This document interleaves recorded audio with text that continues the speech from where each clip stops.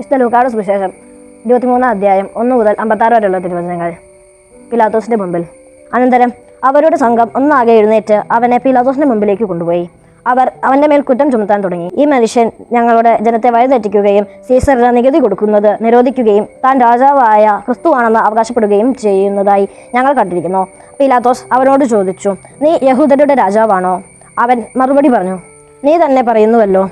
പീലാത്തോസ് പുരോഹിത പ്രമുഖന്മാരോടും ജനക്കൂട്ടത്തോടും പറഞ്ഞു, ഞാൻ ഈ മനുഷ്യരിൽ ഒരു കുറ്റവും കാണുന്നില്ല. അവരാകട്ടെ നിർബന്ധപൂർവ്വം പറഞ്ഞു, ഇവൻ ഗലീലി മുതൽ ഇവിടം വരെയും യൂദയായിലെങ്ങും പഠിപ്പിച്ചുകൊണ്ട് ജനത്തെ ഇളക്കിവിടുന്നു. ഹെരോദേസിന്റെ മുൻപിൽ. ഇത് കേട്ട് പീലാത്തോസ്, ഈ മനുഷ്യൻ ഗലീലിയക്കാരനാണോ എന്ന് ചോദിച്ചു. അവൻ ഹെരോദേസിന്റെ അധികാരത്തിൽപ്പെട്ടവനാണെന്നറിഞ്ഞപ്പോൾ പീലാത്തോസ് അവരെ അവന്റെ അടുത്തേക്ക് അയച്ചു. ഹെരോദേസ് യേശുവിനെ കണ്ടപ്പോൾ അത്യധികം സന്തോഷിച്ചു. എന്തെന്നാൽ അവൻ യേശുവിനെ പറ്റി കേട്ടിരിക്കുന്നത് കൊണ്ട് അവനെ കാണാൻ ആഗ്രഹിച്ചു. അവൻ ചെയ്യുന്ന ഏതെങ്കിലും ഒരു അത്ഭുതം കാണാമെന്ന് പ്രതീക്ഷിക്കുകയും ചെയ്തിരുന്നു. അതിനാൽ അവൻ പലതും അവരോട് ചോദിച്ചു. പക്ഷേ അവൻ ഒന്നിനും ഉത്തരം നൽകി പറഞ്ഞില്ല. പ്രധാന പുരോഹിതന്മാരോടും നിയമജ്ഞരോടും അവന്റെ മേൽ ആവേശപൂർവ്വം കുറ്റം ചുമത്തിക്കൊണ്ട് ചുറ്റും നിന്നിരുന്നു. ഹെരോദേസ് പടയാളികളോട് ചേർന്ന് അവനോട് നിന്ദ്യമായി പെരുമാറുകയും അവനെ അധിക്ഷേപിക്കുകയും ചെയ്തു.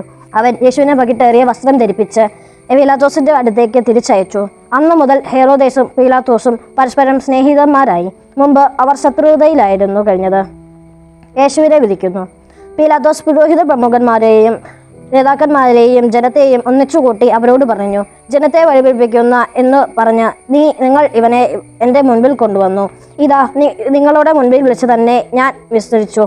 നിങ്ങൾ ആരോപിക്കുന്ന കുറ്റങ്ങളിൽ ഒന്നുപോലും ഇവനിൽ ഞാൻ കണ്ടില്ല, ഹെരോദേസും കണ്ടില്ല. അവൻ ഇവനെ എൻ്റെ അടുത്തേക്ക് തിരിച്ചയച്ചിരിക്കുകയാണല്ലോ. നോക്കൂ, മരണശിക്ഷ അർഹിക്കുന്ന ഒരു കുറ്റവും ഇവൻ ചെയ്തിട്ടില്ല. അതിനാൽ ഞാൻ ഇവനെ ചമ്മട്ടി കൊണ്ട് അടിപ്പിച്ച് വിട്ടയക്കും. അപ്പോൾ അവർ ഏകസ്വരത്തിൽ ആക്രോശിച്ചു, ഇവനെ കൊണ്ടുപോവുക, ബറാബാസിനെ ഞങ്ങൾക്ക് വിട്ടുതരിക. പട്ടണത്തിൽ നടന്ന കലാപത്തിനും കൊലപാതകത്തിനും കാരാഗൃഹത്തിൽ അടയ്ക്കപ്പെട്ടവനാണ് ബറാബാസ്.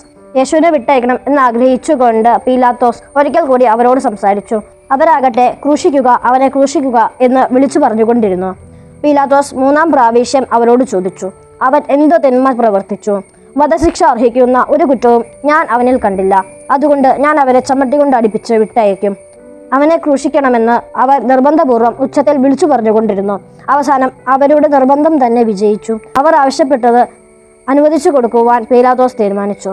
അവർ ആവശ്യപ്പെട്ട മനുഷ്യരെ, കലാപത്തിനും കൊലപാതകത്തിനും കാരാഗൃഹത്തിൽ അടയ്ക്കപ്പെട്ടിരിക്കുന്നവരെ അവൻ വിട്ടയക്കുകയും യേശുവിനെ അവരുടെ ഇംഗിതത്തിന് ഏൽപ്പിച്ചു കൊടുക്കുകയും ചെയ്തു. യേശുവിനെ കുരിശിൽ തറയ്ക്കുന്നു. അവർ അവനെ കൊണ്ടുപോകുമ്പോൾ നാട്ടിൻ പുറത്തു നിന്ന് ആ വഴി വന്ന ശിമയോൻ എന്ന കിരേനക്കാരനെ പിടിച്ചു നിർത്തി കുരിശു ചുമലിൽ വെച്ച് യേശുവിൻ്റെ